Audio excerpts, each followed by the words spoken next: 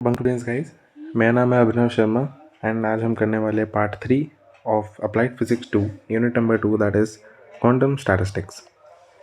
इस वाले पार्ट में हम देखेंगे फोटो इलेक्ट्रिक इफेक्ट और उसके बाद देखेंगे हम स्टैटिस्टिकल मैकेनिक्स का बेसिक्स। तो फोटो इलेक्ट्रिक इफेक्ट पहले भी बहुत बार पढ़ चुके होंगे आप लोग। क्या होता है? जब beam of light of suitable frequency falls on a metal plate, slow moving electrons are emitted from the metal surface. This phenomenon is called photoelectric effect. ठीक है, पढ़ रखा है सबने। क्या होता है? ये मेटल प्लेट है, यहाँ पे इलेक्ट्रॉन्स हैं, ठीक है। यहाँ पे एक लाइट सोर्स है, यहाँ से लाइट आई, यहाँ पे टकराई, इलेक्ट्रॉन जो है उसे एनर्जी मिली, मिनिमम एनर्जी जो मिली, और ये मेटल से बाहर की तरफ शूट आउट हो गया। ठीक है, ये इलेक्ट्रॉन है अपना और ये बाहर की तरफ शूट आउट हो गया। बेसिक पॉइंट्स क्या है? मिनिमम फ्रीक्वेंसी जो चाहिए होती है to emit a photo electron from a material is called threshold frequency. ये भी सबको पता है, threshold frequency of that material. Photo electric current is directly proportional to the intensity of the incident light. Photo electric current यानी देखो, current क्या होता है? करंट होता है flow of charge per unit time, है ना। चार्ज क्या होता है? Charge is due to the flow of electrons. जैसे इलेक्ट्रॉन फ्लो होंगे वैसे ही करंट आएगा। तो फोटो इलेक्ट्रिक करंट का मतलब हो गया जो फोटो इलेक्ट्रिक इफेक्ट की वजह से करंट बन रहा है उसको बोलते हैं फोटो इलेक्ट्रिक करंट। और वो किसके प्रोपोर्शनल होता है? That is directly proportional to the intensity of the incident light. जो सोर्स से लाइट आ रही है उसकी इंटेंसिटी कितनी है उससे रिलेटेड, उसके डायरेक्टली प्रोपोर्शनल होता है फोटो इलेक्ट्रिक करंट। ठीक है। Velocity of photoelectron is completely independent on intensity of incident light but depends on its frequency. Velocity of electron मतलब कि जो इलेक्ट्रॉन बाहर निकलेगा उसके बाद उसके पास इतनी एनर्जी होनी चाहिए कि वो ट्रैवल कर जाए, ठीक है ना, निकल के।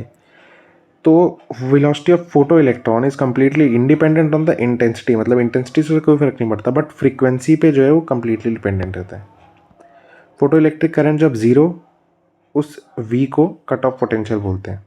मतलब कि इलेक्ट्रॉन जो है मूव ही नहीं कर रहे, तो उस पोटेंशियल को बोलते हैं कट ऑफ पोटेंशियल। ठीक है, ये फॉर्मूला सबको याद है। फाई क्या होता है? वर्क फंक्शन होता है। ये अपनी काइनेटिक एनर्जी है। ठीक है, यहाँ से अपना आइंस्टाइन फोटो इलेक्ट्रिक इक्वेशन जो होती है वो निकली यहाँ से अपनी। ठीक है ना, mu and mu naught. Mu naught क्या है? यहाँ पे मिनिमम एनर्जी रिक्वायर्ड जो होती है अपनी। ठीक है ना, और काइनेटिक एनर्जी ये है अपनी जो मूव करेगा पार्टिकल आगे, उसके लिए हम ये निकालते हैं वेलोसिटी और ये सारी चीज़ें। अब हम देखते हैं स्टैटिस्टिकल मैकेनिक्स क्या होती है।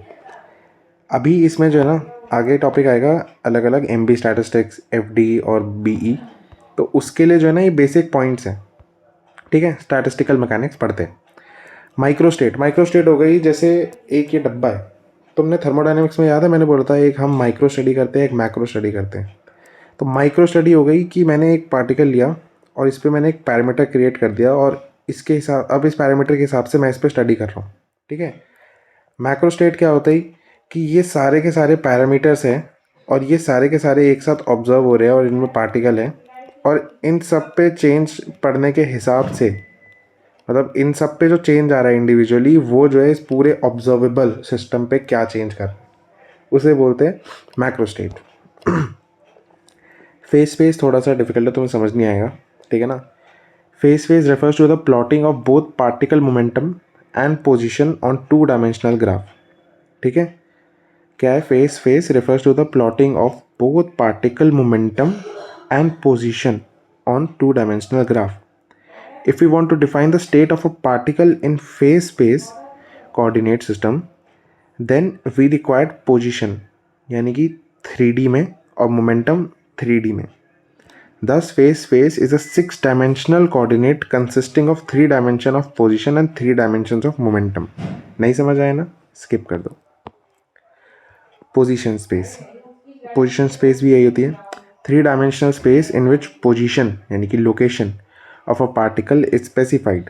Example, small volume element dV in position space is given by ऐसे, मतलब वो जो dV है, जैसे ये मेरे पास एक वॉल्यूम है, यहाँ के मैंने ये वाली पार्टिकल लिया dV, एक छोटी सी वॉल्यूम ली, तो x में इसका क्या कोऑर्डिनेट है, y में इसका क्या कोऑर्डिनेट है एंड z में इसका क्या कोऑर्डिनेट है, वो 3 डायमेंशनल हो जाएगा। ठीक है।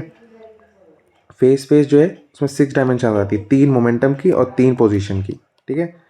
मोमेंटम स्पेस भी यही सेम चीज़, वही जैसे इसमें P X P Y P Z लिख दिया, पी से मोमेंटम डिफाइन करते हैं ना हम, तो वही सेम चीज़ है.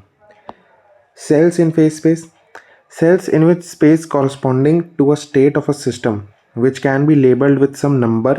A cell is a subcompartment. Each compartment is divided into large number of cells in such a way that each cell is of same size. वही मैंने जैसे बोला, इसको ये जो डिवाइड करते हैं ना हम, वही समझो, ठीक है ना. गैस मॉलिक्यूल तो तुमको पता ही है क्या होते हैं. बोसॉन्स क्या होते हैं?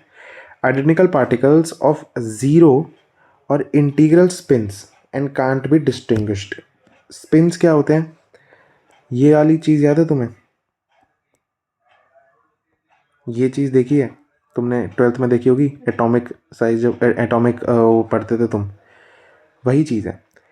ये मतलब पॉजिटिव हाफ स्पिन, ये मतलब नेगेटिव हाफ स्पिन, है ना.